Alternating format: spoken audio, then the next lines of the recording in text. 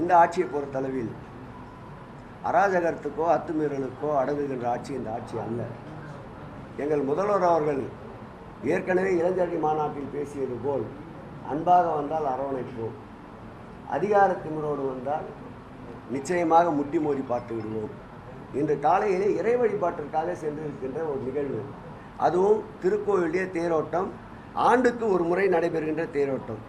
அந்த தேரோட்டத்திற்கு சென்றிருந்த பொழுது அந்த மாவட்டத்துடைய அமைச்சர் மனோ தங்கராஜ், முன்னாள் அமைச்சர் சுரேஷ் ராஜன், மாவட்டத்துடைய நாடாளுமன்ற உறுப்பினர் ஒட்டுமொத்தமாக சென்றிருக்கின்றோம். அங்கே விரும்பத்தகாத கோஷங்கள், அவர்கள் பாரத் மாதா கி ஜெய் என்று சொல்வதில் எங்களுக்கு மாறுபட்ட கருத்தில்லை, சொல்லிக் கொள்கிறார்கள். அது திருக்கோயில் இல்லாமல் வெளியிடத்தில் சொல்லிக்கொண்டால் அதை பற்றி எங்களுக்கு கவலை இல்லை. எங்களை பொறுத்த அளவில் தமிழ் வாழ்க, தமிழ்நாடு வாழ்க, இதுதான் எங்களுடைய கொள்கை. அதோடு மட்டுமல்ல, சார்வார்காருடைய பெயரை சொல்லி அவர் வாழ்க என்று கோஷமிடுகின்றார்கள். இது எப்படி ஏற்புடையது? பத்திரிகை நண்பர், உங்களிடமே இதை நான் விட்டு விடுகிறேன். ஆன்மீகமும் அதன் அடிப்படையான பக்தியும் எதை உணர்த்துகிறது என்றால் அறத்தைத்தான் உணர்த்துகின்றது, அராஜகத்தை உணர்த்துவதில்லை. நாம் இந்துக்களிலே எடுத்துக்கொண்டால் கூட ஓம் ஓம் என்று நாம் சொல்வதுடைய பிரணவ மந்திரத்தின் அர்த்தம் என்னவென்றால் அமைதி, ஒழுக்கம், இறையன்பு, இதுதான். அதேபோல் இஸ்லாமியர் என்ற சொல்லை கூட நீங்கள் பார்த்தால் அதில் வருகின்ற பொருளும் அமைதி, ஒழுக்கம், இவைதான்.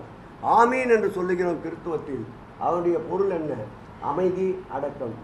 இவைகளைத்தான் நாம் பின்பற்ற வேண்டுமே தவிர அமைதி காக்கின்ற இடத்தில் மனிதநேயத்தை வளர்க்க வேண்டும், மதவெறியை வளர்க்கக்கூடாது.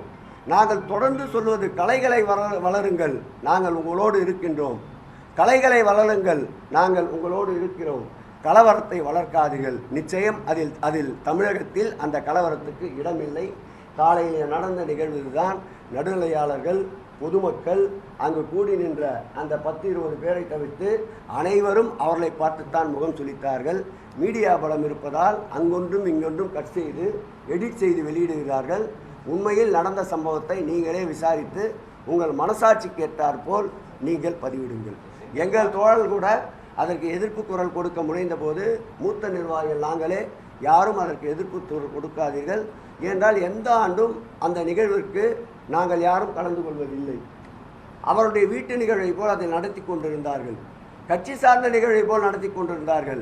இந்த ஆண்டு துறையுடைய அமைச்சர் என்ற வகையில் அதற்கு சென்றவுடன் அந்த திருக்கோயிலுக்கும் பல நன்மைகளை, பல உதவிகளை செய்திருக்கின்றோம். இந்த ஆட்சி தொடங்குகின்ற பொழுது 490 கோயில்கள் நம்முடைய திருவாங்கூர் தேவஸ்தானத்தில் இருந்ததை நீங்கள் நன்றாக அறிவீர்கள். 2021ஆம் ஆண்டு இந்த ஆட்சி தொடங்கிய போது அந்த திருக்கோயிலுக்கு, அந்த 490 திருக்கோயிலுக்கு வழங்கப்பட்ட அரசினுடைய மானியம் ஒட்டுமொத்தமாகவே 3 கோடி ரூபாய். இன்றைக்கு அந்த திருக்கோயிலுக்கு ஆண்டுக்கு மானியம் மாண்புமிகு தமிழக முதல்வர் அவர்கள் 18 கோடி ரூபாயை வழங்குகிறார்கள்.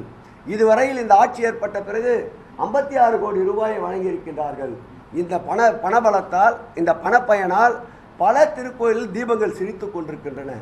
100 ரூபாய் என்று அனைவரும் அங்கே தினக்கூலியாக வேலை பார்த்தவர்களுக்கு இன்றைக்கு 8000 10,000 ரூபாய் என்று சம்பளங்களை நிர்ணயித்திருக்கின்றோம்.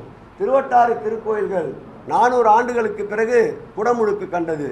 அதேபோல் நம்முடைய மண்டைக்காடு பகவதி அம்மன் கோயில் தீ விபத்தால் பாதிக்கப்பட்ட போது அதற்கும் நிதியினை ஒதுக்கி குடமுழுக்கை கண்டிருக்கின்றோம். 300 திருக்கோயில்களை குடமுழுக்கு எடுத்துக்கொண்டு இதுவரையில் 157 திருக்கோயில்களுக்கு கன்னியாகுமரியில் மாத்திரம் குடமுழுக்கை கண்டிருக்கின்றோம். இதனுடைய எரிச்சல், இதனுடைய வெளிப்பாடு தான் ஆன்மீகத்தை வைத்து அரசியல் செய்யலாம் என்று நினைப்பவர்களுக்கு கிடைக்கின்ற ஏன் பதிலடியாகத்தான் இன்றைய நிகழ்வை நாங்கள் எடுத்துக்கொள்கிறோம். மனிதன் தானே, உணர்வு உள்ளவங்க அப்படித்தானே இருப்பாங்க. 1,25,00,000 மனங்களை வென்ற தந்தி டிவி யூடியூப் சேனல். தவிர்க்க முடியாத தம்ப்நெயில்ஸ், கலக்கலான கான்டென்ட்ஸ். நீங்களும் இந்த குடும்பத்தில் இணைய இப்பவே சப்ஸ்கிரைப் பண்ணுங்க. அசுரபலம் கொண்ட எங்கள் டிஜிட்டல் கரங்களில் உங்கள் விளம்பரங்களை சேர்க்க வாட்ஸ்அப் பண்ணுங்க. 8939888378. Email advttanditv@dttv.in.